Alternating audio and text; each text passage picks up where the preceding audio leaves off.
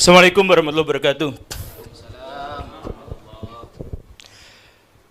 Diskusi kita seperti yang tadi saya sampaikan di belakang, bahwa kita tidak mungkin berdiskusi secara kekeluargaan. Di sini laki-laki semua, nggak ada anak-anaknya, ya nggak disebut kekeluargaan. Tapi gini, saya ingin menegaskan bahwa polemik nasab ini, kebanyakan yang beredar di masyarakat itu adalah polemik tentang sentimen-sentimen, bukan polemik terkait dengan akademik. Jadi kalau misalkan kita mau jujur, dari jutaan orang di Indonesia yang sekarang berdebat, berdiskusi, saling menghujat satu sama lain terkait dengan nasab, berapa orang di antara mereka yang mampu mengakses kitab-kitabnya Kiai Imad dan mengakses kitab-kitabnya Robitoh Alawiyah? Sedikit sekali.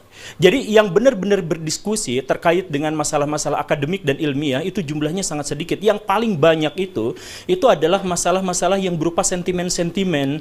Ada sentimen kesukuan, sentimen keagamaan, sentimen golongan, dan lain sebagainya. Dan ini saya mohon maaf kepada pihak Robitoh Alawiyah ketika kemarin-kemarin bikin narasi, atau beberapa di antara pihak dari Robitoh Alawiyah atau kalangan Habib itu mengeluarkan sebuah narasi bahwa ini adu domba, bahwa sentimen-sentimen ini adalah ada pihak tertentu yang melakukan adu domba dan sebagainya. Ya tentu saja ada di antara mereka mungkin yang memanfaatkan situasi, tetapi masalah yang paling utamanya itu adalah ayo kita introspeksi sama-sama bahwa polemik ini tidak dimulai dari Kiai Imad. Gak ada yang akan mempedulikan pada tesis semacam itu, karena masyarakat kita hanya 0,001 saja yang biasa membaca. Dan jumlahnya menjadi semakin sedikit ketika yang bahan bacaannya itu adalah terkait dengan polemik nasab. Itu sedikit sekali. Yang Kiai Imad jangan dipahami sebagai orang yang pertama kali memunculkan polemik, dan jangan dianggap sebagai orang yang mengadu domba antara orang-orang NU misalkan, antara orang-orang Islam, bukan. Tapi beliau itu adalah orang yang menjadi pionir dari studi akademis. Jadi polemik ini munculnya dari mana? Saya mohon maaf, dari orang-orang habaib. Coba misalkan saya berdiri, kamera tetap masuk ya. Saya ingin menyatakan seperti ini. Sebelum tahun 2000-an, habaib di Indonesia itu sudah ada. Orang-orang yang mengaku sebagai keturunan Nabi itu sudah ada.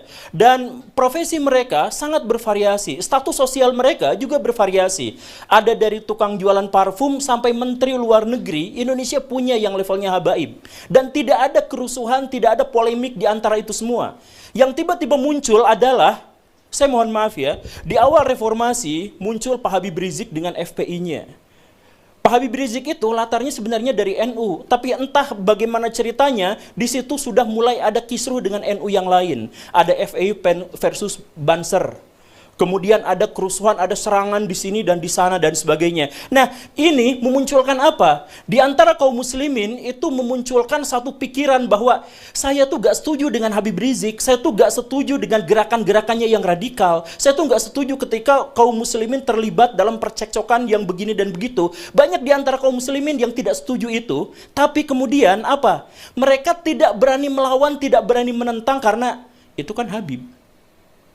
Ini kan keturunan Nabi. Jadi pada waktu itu ada dilema, ada polemik sebelum polemik itu menyeruak ke media, polemik di dalam hati kaum muslimin bahwa kami sebenarnya ingin menentang, ingin mengkoreksi pernyataan-pernyataan dari Pak Habib Rizik.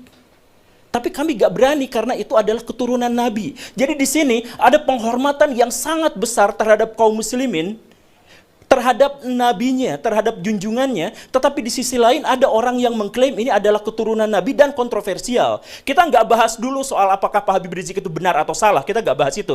Kita bahas bahwa Pak Habib Rizik memunculkan polemik pada waktu itu, terkait dengan masalah toleransi, terkait dengan masalah FPI, terkait masalah hal yang semacam itu. Dan setengah dari kaum muslimin, anggaplah ya, data kasarnya adalah setengah dari kaum muslimin kemudian tidak setuju dengan ini, tapi mereka tidak melakukan apa-apa. Ketidakberanian, takut kualat, ini keturunan Nabi. Dan kemudian ketika Pak Habib Rizik agak turun dengan cerita-cerita dan drama-drama di media massa itu, muncul sesuatu yang lebih besar. Pak Habib Bahar bin Smith melakukan persekusi dan kekerasan, intimidasi terhadap orang lain, lisan maupun perbuatan, dan itu direkam, dipublikasikan kepada media-media mainstream di Indonesia. Dampaknya apa? Balik lagi, ini mana ada keturunan Nabi seperti ini, kami merasa malu, merasa jengkel, merasa takut, merasa terintimidasi. Saya harus katakan begini Baraya, kenapa yang datang ke diskusi ini cuman saya? Dan saya katakan, lebih dari setengah kolom komentar yang jumlahnya ribuan di satu video saya itu meminta saya untuk tidak hadir dalam acara ini. Kenapa? Saya mohon maaf. Dalam konteks ini, pihak Robitoh Alawiyah gagal untuk menyampaikan keamanannya kepada orang lain. Pihak orang-orang dari kalangan habaib gagal untuk menunjukkan bahwa kami itu baik, rahmatan lil alamin, soleh, tulus, ikhlas, baik hati, siap mentraktir. Gagal untuk menyampaikan itu ke publik karena yang ditampilkan itu apa? Kekerasan atas nama habaib, bahwa kami itu boleh melakukan persekusi. Bahkan Pak Habib Bahar bin Smith di pengadilan, ketika beliau sedang diadili, kemudian ada saksi dan kemudian beliau mengatakan, kamu tahu nggak siapa saya? Saya adalah keturunan Nabi. Kalau kakek saya begini, kamu tahu kakek saya seperti ini, kenapa kamu memberatkan? Kamu membuat kesaksian yang memberatkan pada saya. Itu kan sebenarnya menyakiti kaum muslimin. Karena ada orang yang melakukan kekerasan atas nama Nabi, diadili tapi minta privilege. Siapa yang melakukan itu? Golongan habaib. Kalau misalkan kemudian tiba-tiba muncul bahwa kami sekarang sedang diadu domba antara kelompok ini dengan kelompok itu, bukan. Mungkin ada adu domba, tapi itu belakangan. Munculnya itu dari mana? Dari keresahan kaum muslimin karena melihat di satu sisi kami mencintai, demi Allah kami mencintai Nabi. Dan wujud dari kecintaan kami terhadap Nabi adalah kami tidak akan mau menisbatkan kekerasan, kejahatan, dan kontroversi terhadap orang-orang yang mengklaim dirinya sebagai keturunan Nabi. Kan masuk akal kan begitu kan? Kecintaan terhadap Nabi adalah mensucikan beliau dari semua tindak tanduk yang mengangkangi syariah Islam. Nah, jadi permusuhannya sekali lagi ya, kita nggak bahas soal apakah Pak Habib Rizik itu benar atau salah, kita nggak bahas soal Pak Habib Bahar itu benar atau salah, kita nggak bahas itu. Kita membahas rasa takut dari kaum muslimin, rasa resah, rasa merasa terintimidasi. Karena di satu sisi, kaum muslimin sangat mencintai Nabi, tetapi di sisi lain ada keresahan bahwa Nabi dikaitkan dengan tindakan-tindakan atau simbol-simbol dari kekerasan. Itu rasa sakit hati itu belum terobati sampai akhirnya muncul di video Pak Habib Bahar yang sangat kontroversial itu, kakinya diciumin oleh santri-santri yang ngantri jalan bebek. Coba rasakan betapa sakit hati dan marahnya kaum muslimin. Coba kita misalkan bisa melihat dari berbagai perspektif. Misalkan lihat orang-orang yang biasa orang Islam berdebat dengan orang Kristen, berdebat dengan apa, kan ramai sebenarnya di media sosial. Lihat perdebatan di antara mereka. Dan orang-orang non-muslim bawa-bawa itu. Tuh lihat, buah tidak pernah jatuh jauh dari pohonnya. Sebagai penegasan, kalau Bahar melakukan kelakuan yang seperti itu, ya begitulah nabinya. Itu ejekan terhadap kaum muslimin. Dari orang-orang non-muslim, tapi orang-orang non-muslim pun tidak bisa disalahkan. Karena apa? Karena memang Pak Habib Bahar melakukan itu atas nama keturunan Nabi. Kemudian lihat misalkan kelompok-kelompok Islam yang lebih moderat atau yang lebih plural. Mereka sakit hati melihat itu. Karena apa? Karena betapa feodalisme di antara kaum muslim masih terjadi. Ada orang yang diciumi kakinya. Kemudian kita melihat misalkan kelompok-kelompok yang lebih radikal atau kelompok-kelompok yang berpikiran lebih fundamental. Katakanlah kelompok salafi yang kita sebut sebagai wahabi misalkan. Mereka marah, mereka sakit hati. Karena apa? Karena ada orang sujud di depan orang lain atas nama keturunan Nabi. Betapa sakitnya. Coba kita melihat kalangan nasionalis. Kalangan nasionalis, Islam nasionalis sakit hati ketika melihat ada orang keturunan Yaman kemudian disujudi, diciumi kakinya oleh orang-orang pribumi pesek. Jadi dilihat dari konteks apapun, dalam perspektif apapun, ini benar-benar menyakiti kaum muslimin. Tapi kala itu kaum muslimin berpikir bahwa ya sudahlah, pasrah aja. Kami sakit hati, kami marah, kami pengen sekali untuk mengajak orang ini ke dalam ajaran agama yang benar, katakanlah seperti itu. Ya tapi nggak bisa kan, dia Habib. Dia kan keturunan Nabi. Jadi sebenarnya polemik ini bukan muncul gara-gara Kiai Imad, bukan muncul gara-gara dipopulerkan oleh saya, Guru Gembul, bukan.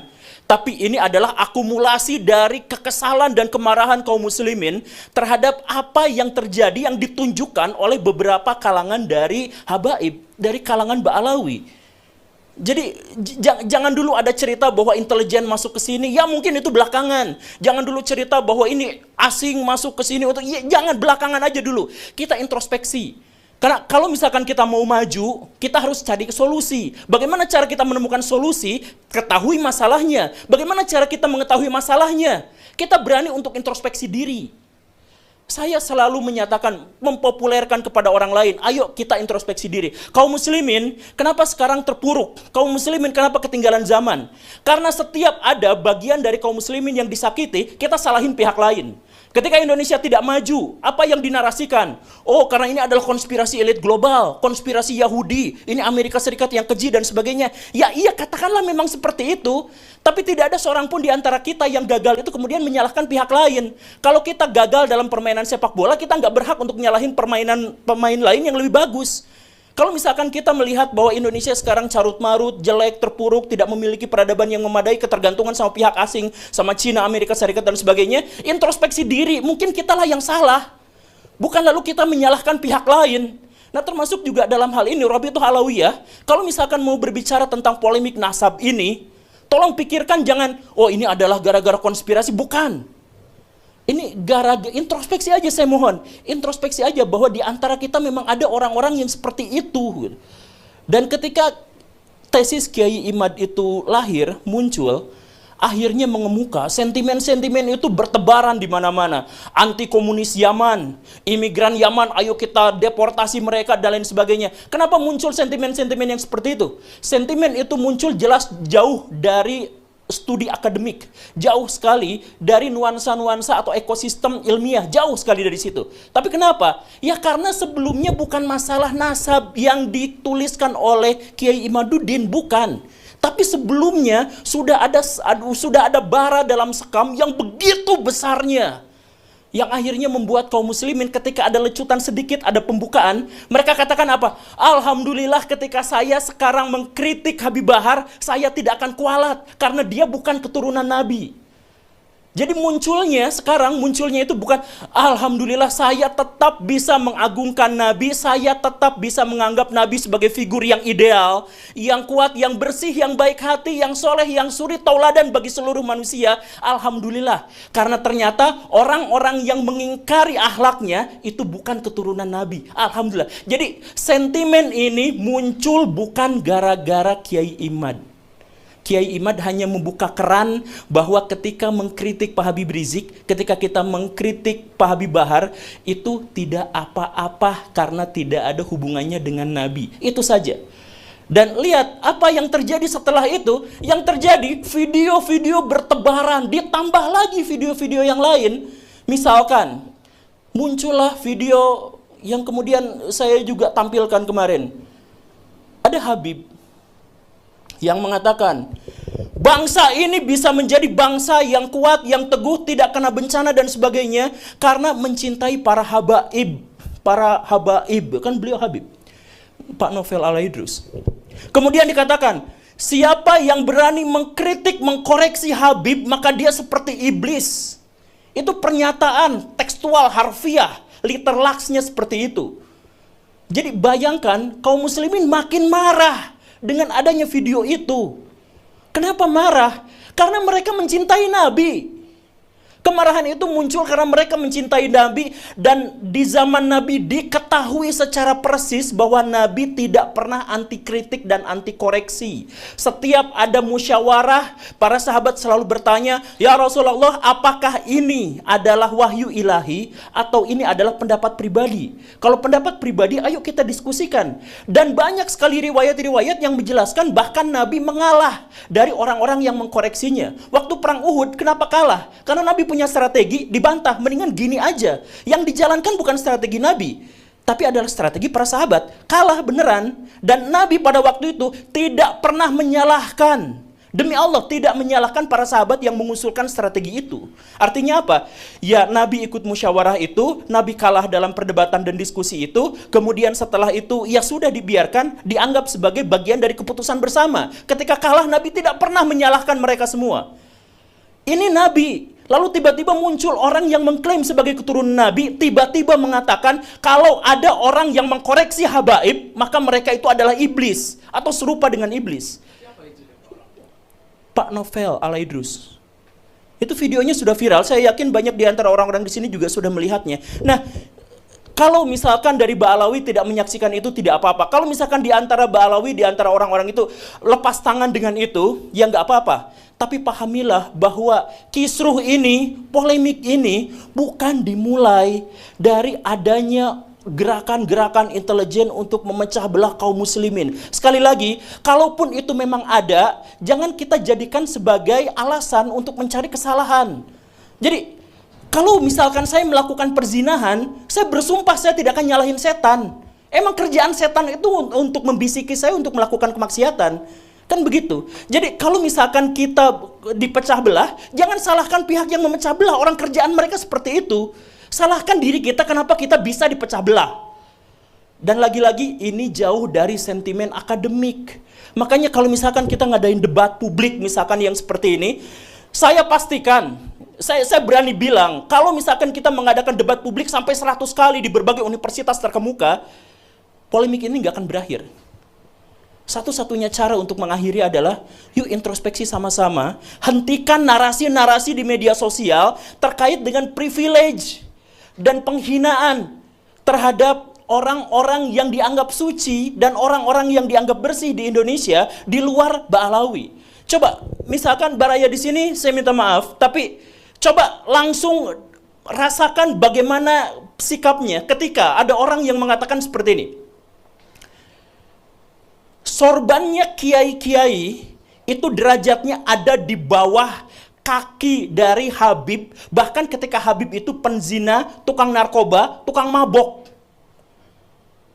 Ada narasi seperti itu disebutkan, dipopulerkan oleh kalangan mereka sendiri. Jadi ketika polemik ini mengemuka, mereka langsung ngomong, jangan tetap jangan kritik habaib karena sorbannya, pecinya kiai-kiai itu derajatnya lebih rendah daripada kakinya Habib-Habib Ba'alawi itu yang tukang narkoba, yang tukang zina, tukang maksiat.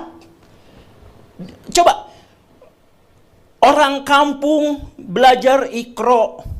Orang kampung waktu kecil itu belajar tentang akidah, belajar tentang sejarah dari ustadz, dari kiai yang sangat mereka cintai. Lalu ada cerita bahwa kiai mereka derajatnya di bawah kaki habaib tukang narkoba. Rasakan bagaimana sakit hatinya mereka ketika mendengarkan narasi yang seperti ini. Bahwa kemudian Habib terbodoh itu 70 kali lipat lebih mulia daripada Habib terbodoh itu 70 kali lipat lebih mulia daripada kiai-kiai. Coba kalau misalkan kita ikut pengajian, kita ketemu sama orang yang kita salim tangan karena menganggap ilmunya luar biasa, memberikan kontribusi kepada kehidupan kita, memberikan pencerahan kepada kita, lalu dikatakan bahwa mereka itu nggak seberapanya dibandingkan dengan Habib paling bodoh. Bisa nggak merasakan penderitaan dan sakit hati yang luar biasa dari situ? Dengan sakit hati yang besar itu, maka debat-debat kayak gini anfaedah. Karena apa? Yang dibangun bukan studi akademik, bukan. Tapi sentimen-sentimen sejak awal. Bayangkan kemudian ada ulama-ulama Nusantara yang harus cium tangan, cium kaki terhadap Habib-Habib yang berjejer duduk di sofa dengan begitu megahnya. Kalangan nasionalis sakit hati, kalangan tradisional sakit hati, kalangan fundamentalis sakit hati, mau yang liberal sakit hati, yang radikal juga sakit hati melihat fenomena semacam ini. Jadi please lah, saya demi Allah, atas nama Allah saya katakan bahwa saya datang ke sini untuk menghentikan polemik ini. Saya berharap saya bisa. Tapi untuk menghentikan polemik ini bukan dengan debat, bukan dengan diskusi. Tapi ayo kita sama-sama hentikan yang seperti itu. Kemudian kemarin Pak Fikri Syahab mengatakan kepada saya bahwa kami sebenarnya lepas tangan terhadap kelompok-kelompok habaib yang seperti itu. Karena kami adalah ormas penulis nasab saja. Dan kami tentu saja tidak memiliki otoritas untuk ngurusin apa yang mereka katakan dan apa yang mereka perbuat. Misalkan seperti itu. Ya kalau memang seperti itu, sampaikan kepada publik, bukan kemudian melakukan pembelaan-pembelaan. Kalau misalkan kemarin Pak Haji Roma Irama mengatakan bahwa saya pernah ditawari sertifikat habaib. Bukan dicaci maki. Kenapa tiba-tiba muncul di media-media itu, ini orang yang sudah sepuh, ini orang yang sudah ini, tapi kenapa malah seperti ini, su'ul khotimah dan sebagainya. Bukan.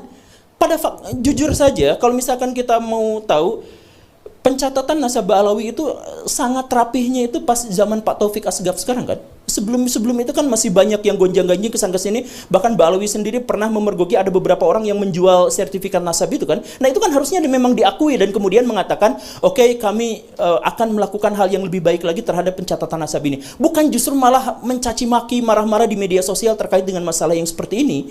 Ini justru akan memperkeruh. Sekarang Mbak Alawi musuhnya jadi banyak. Dan mereka bukan hanya banyak, mereka banyak marah ketakutan di sisi yang lain. Sehingga apa? Kemarin waktu ada pertikaian di Karawang atau Tangerang itu yang kiai katanya digebukin sama kelompok Ba'alawi, sama kelompok Habib. Itulah yang akhirnya menyebabkan Rabithah Alawiyah dianggap begitu mengerikannya. Pak Guru Gembul, please lah, saya punya firasat buruk, jangan berdebat datang ke mereka. Mau menang, mau kalah, tetap genjur, bonyok mukanya. Jangan salahkan mereka. Demi Allah, jangan salahkan orang yang menyarankan itu, karena sudah ada wujudnya. Sudah ada kiai dan banser yang memang digebukin. Sama siapa? Sama habaib. Sama orang-orang muhibin. Itu memang nyata, itu memang benar. Dan itu divideokan dan viral dan banyak orang yang menyaksikan. Jadi sekali lagi, ketika sekarang Mbak Alawi, ketika habaib di Indonesia itu digonjang-ganjing dengan begitu banyak isu, please introspeksi diri. Dengan cara itulah kita bisa menghentikan polemik. Kita bisa membangun bangsa yang lebih baik. Kita bisa membangun peradaban yang lebih besar. Kalau setiap orang insaf atas apa yang harus dia lakukan dan apa yang selama ini sudah dia lakukan. Saya yakin semuanya baik-baik saja. Ketika saya misalkan datang dan ketemu dengan Gus Wafi secara langsung, kok orangnya lucu ya? Dengan Pak Syahab, lah kok orangnya ramah ya?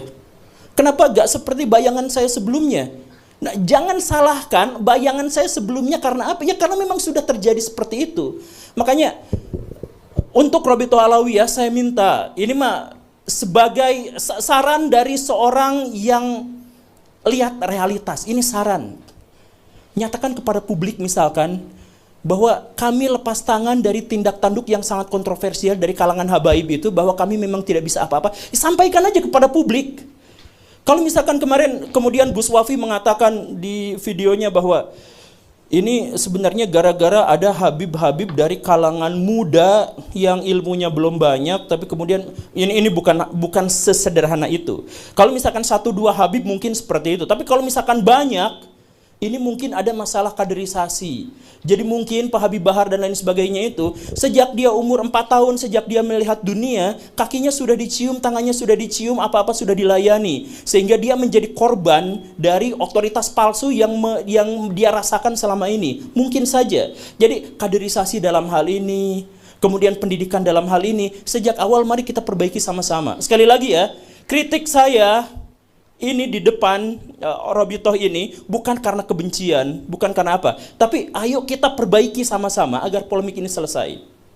Polemik ini selesai dengan cara apa? Akhlak yang baik, tunjukkan kepada masyarakat, kontribusi kita pada masyarakat, bukan kontroversi kita pada masyarakat. Selanjutnya kita diskusi. Assalamualaikum warahmatullahi wabarakatuh.